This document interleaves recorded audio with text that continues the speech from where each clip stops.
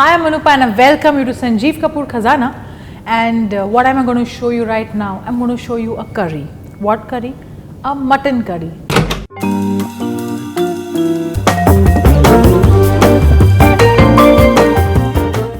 What mutton curry? Bengali mutton curry. Simple but so flavorful. So how do you make a Bengali mutton curry? Come on, and I'll show you how to make it. Mutton on the bone, potatoes, plain yogurt, ginger garlic paste, a little bit of sugar, turmeric powder, salt, onion paste, red chilli powder, chopped fresh coriander leaves, coriander powder, pure ghee, bay leaf. So that's it. So after the mutton is cleaned, you have to marinate it. Always use mutton on the bone. Now one by one, let's start adding the spices.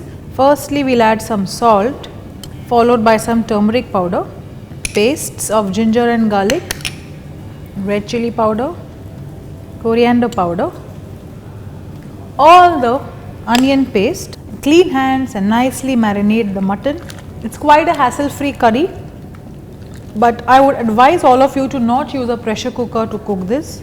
You need to cook it in a pan with a lid, and then you can actually leave it on a very low flame and let the mutton cook and take its own sweet time. The mutton will surely taste different. So once you have done this, you need to refrigerate this marinated mutton for at least an hour. If you have more time on hand, you can even leave this in the fridge for about 2 hours. The mutton will take in all the flavors of all the ingredients that we have rubbed on it, and then you can actually start cooking the mutton the Bengali way. So to start off with, I'll take some ghee, and in the ghee we'll add in some bay leaf. And now to the bay leaf we'll add in the potatoes, and the potatoes we will saute in the ghee before we add in the mutton, because I want the potatoes to become slightly golden in color. You don't have to deep fry them, but you need to saute them before you add in anything else. So you need to just saute the potatoes in this ghee. Once you see them going slightly golden at the edges, we'll add in the mutton. Okay, so the potatoes have started to brown. You see this? Now let's add in the mutton pieces to this.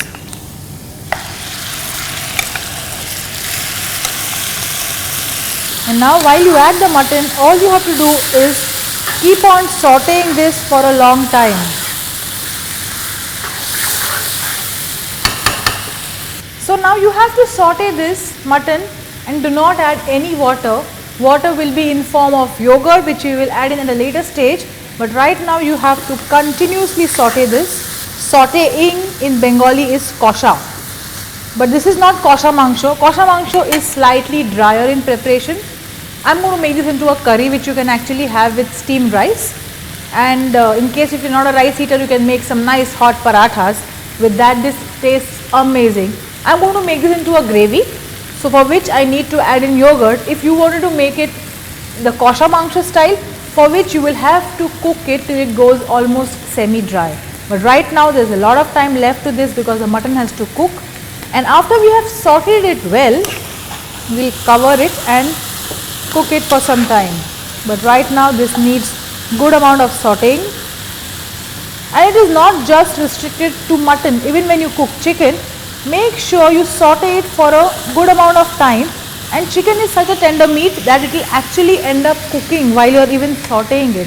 Always saute it with oil nicely. Make sure each and every part of the meat is exposed or touching to the pan where it gets very well seared.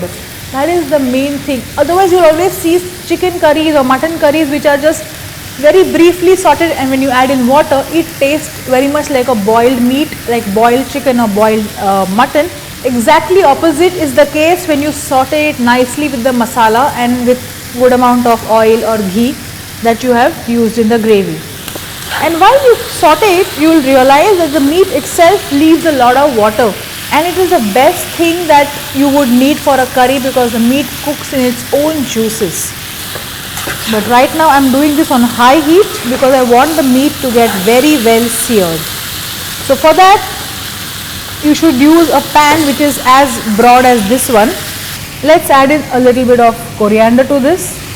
Coriander is best. I prefer adding coriander to food when you are actually cooking it, or rather than using it just as a simple garnish, because coriander itself has a lot of flavor in itself, and when it cooks along with the food, whether it's vegetables, meats, eggs, whatever, it gives out even better flavor.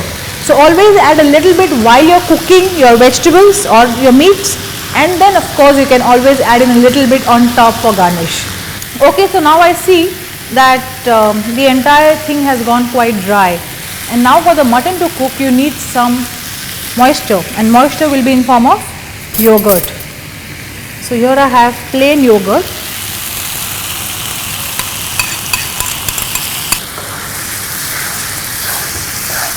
Okay, after you've added the yogurt, check for salt. As of now it seems good. Lower the heat, take a lid, cover it and let this cook on low heat for at least 35 minutes. In between you may have to just lightly stir it, and if you feel that there isn't enough liquid, you may add in some water, and preferably add hot water, because when you add cold water the temperature goes down, and then again it has to take some time for the water to get heated up and then cooking starts. So always it is advisable to add in hot water if you have to add something in between. So I feel that the yogurt is sufficient enough to take care of the gravy, but like I said, if you need some more gravy, add some hot water and let it simmer for some more time. In about 35 minutes we will be done with this mutton gravy, and then what should we wait for? Steaming hot rice and parathas, and just enjoy Bengali mutton curry. Okay, so while this is cooking, there's one ingredient that we have to add in now, is a pinch of sugar, just a pinch, and you should save out on all the water there, just one pinch. This sugar will make a hell of a difference. You will not taste the sweetness at all, but it will enhance the flavors of all the other ingredients. Believe me, don't forget to add your sugar. Cover it and now let this cook once again. Right now we'll let this cook for about 30-35 minutes, and once it is done we'll serve it piping hot with steamed rice, and if you don't want to have rice, we'll have parathas. That's the way it's eaten there. You can also eat it that way.